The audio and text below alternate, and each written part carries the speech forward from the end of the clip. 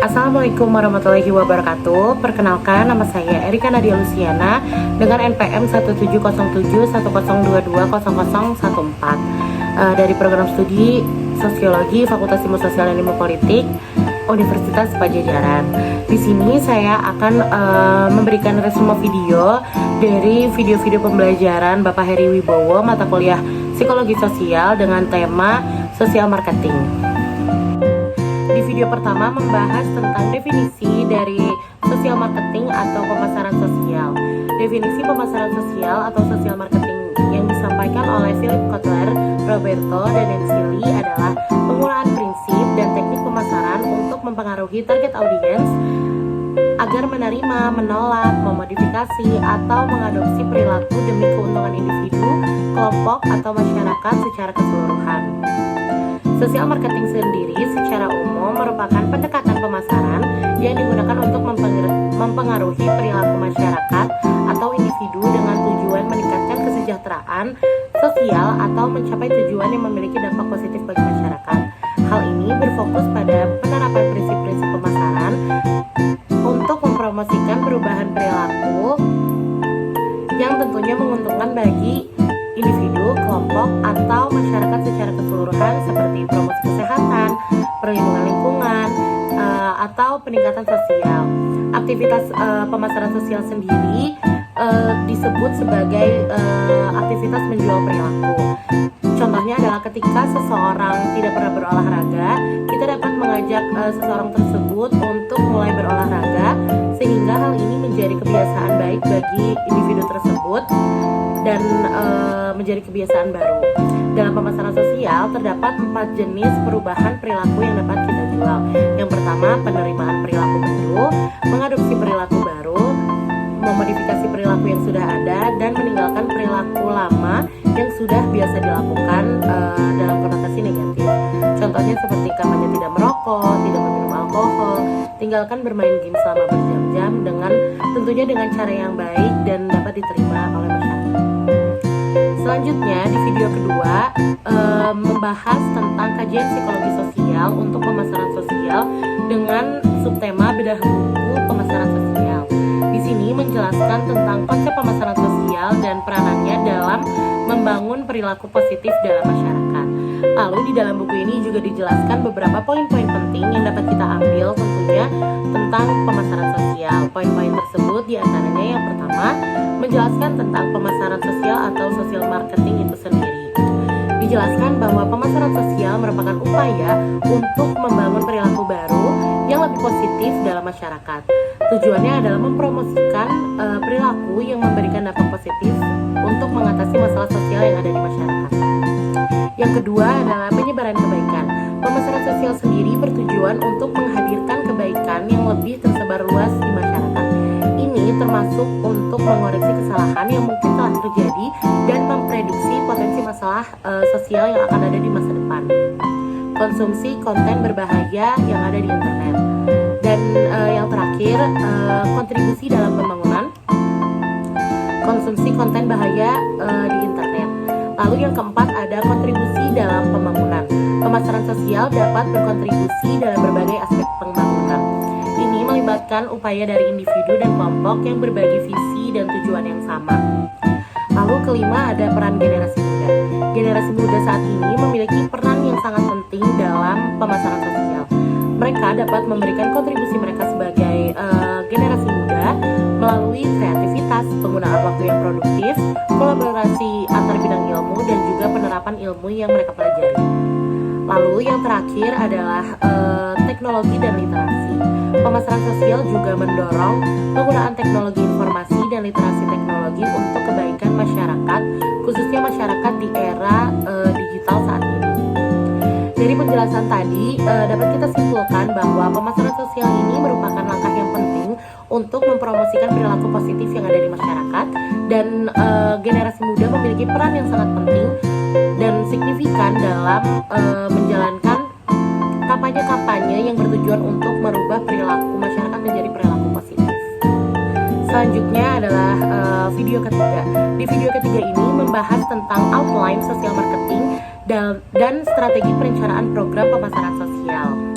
Di Di dalam video ini disebutkan ada 4 pertanyaan dasar dalam strategi perencanaan program pemasaran sosial yang digunakan untuk mengkaji lebih dalam tentang perencanaan pemasaran sosial. Yang pertama adalah where are we, atau di mana kita dan bagaimana kondisi kita saat ini. Untuk mengetahuinya lebih lanjut, ada beberapa pertanyaan penting yang dapat digunakan kita untuk mengetahui kajian ini.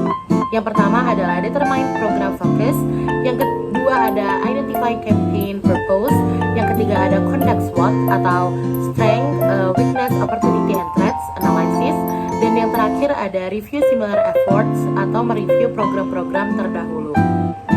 Lalu pertanyaan dasar yang kedua adalah where do we wanna go. Di sini juga dijelaskan ada beberapa pertanyaan penting untuk kita dapat mengetahui arah pergi dari program perencanaan sosial program pemasaran sosial yang akan kita lakukan.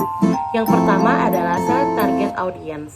Identifikasi target audience dapat dilakukan kepada anak-anak, orang tua, pelajar, pekerja, dan mereka-mereka yang melakukan perilaku beresiko. Lalu selanjutnya yang kedua ada set objective and goals. Kita dituntut untuk harus menetapkan tujuan kampanye seperti mengurangi penggunaan rokok, pemakaian air, atau konsumsi gula dalam 1 minggu.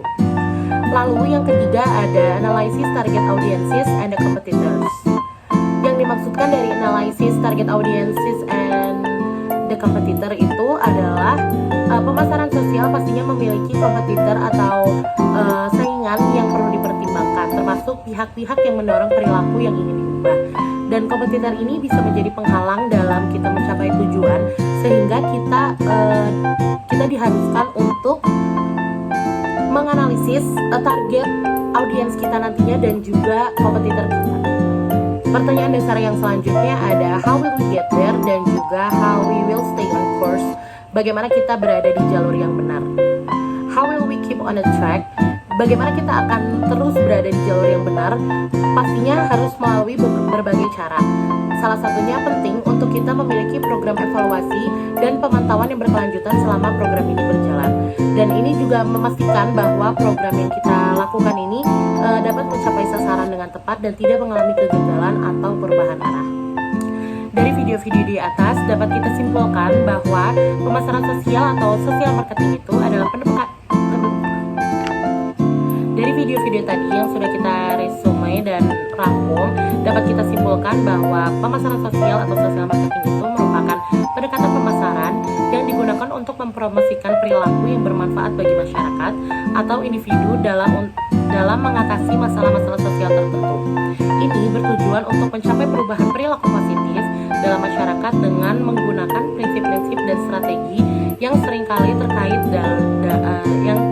terkait dengan pemasaran komersial. Di sini juga terdapat komponen-komponen penting pemasaran sosial. Yang pertama adalah penelitian. Pemasaran sosial dimulai dengan pemahaman yang mendalam tentang audiens target, masalah sosial yang ingin diatasi, dan faktor-faktor yang mempengaruhi perilaku dari masing-masing individu. Yang kedua ada perencanaan. Selanjutnya, strategi dan perencanaan ini dikembangkan untuk mencapai tujuan sosial. Ini melibatkan pemilihan pesan, kanal komunikasi, dan metode pelaksanaan dari pemasaran sosial itu sendiri. Selanjutnya adalah implementasi.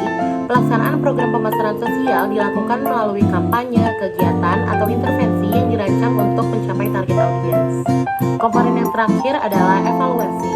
Evaluasi merupakan pengukuran dampak dan efektivitas program yang menjadi langkah penting bagi pemasaran sosial ini. Ini memungkinkan penyesuaian kampanye jika perubahan perilaku yang diharapkan tidak tercapai. Selanjutnya adalah tujuan dari pemasaran sosial. Pemasaran sosial tidak mungkin dilakukan apabila tidak ada tujuan yang ingin dicapai. Tujuan dari pemasaran sosial sendiri yang pertama adalah perilaku positif. Kita dituntut untuk mendorong individu untuk mengadopsi perilaku yang positif, seperti contohnya berhenti merokok, mendukung penggunaan helm saat berkendara, atau mendukung gaya hidup sehat. Lalu yang kedua adalah perubahan pengetahuan dan sikap. Ketiga ada penyadaran, yang terakhir ada penghapusan stigma di masyarakat. Dapat kita temui di kehidupan kita sehari-hari, baik banyak stigma-stigma yang melekat di pemikiran masyarakat kita. Contohnya seperti stigma kepada orang yang memiliki gangguan mental dan juga kelompok-kelompok dengan kebiasaan tertentu. Dari semua ini ada beberapa upaya yang dapat kita lakukan untuk mengajak masyarakat melakukan pemasaran sosial. Yang pertama, kita dapat memberikan pemahaman masalah kepada masyarakat di sekitar kita, dan dari kitanya sendiri pun lebih memahami masalah-masalah sosial yang ada. Lalu selanjutnya ada berbagi informasi. Setelah kita memahami masalah tadi, mari kita berbagi informasi dengan teman, keluarga, dan masyarakat. Karena semakin banyak orang yang mengetahui masalah tersebut, semakin besar juga perubahan yang terjadi. Lalu ada partisipasi dalam program. Kita juga dapat bisa bergabung dalam program-program pemasaran sosial atau social marketing yang ada di lingkungan kita. Kayak banyak juga organisasi dan instansi pemerintah yang melaksanakan kampanye pemasaran sosial. Kita bisa mengikuti kegiatan-kegiatan tersebut. Sekian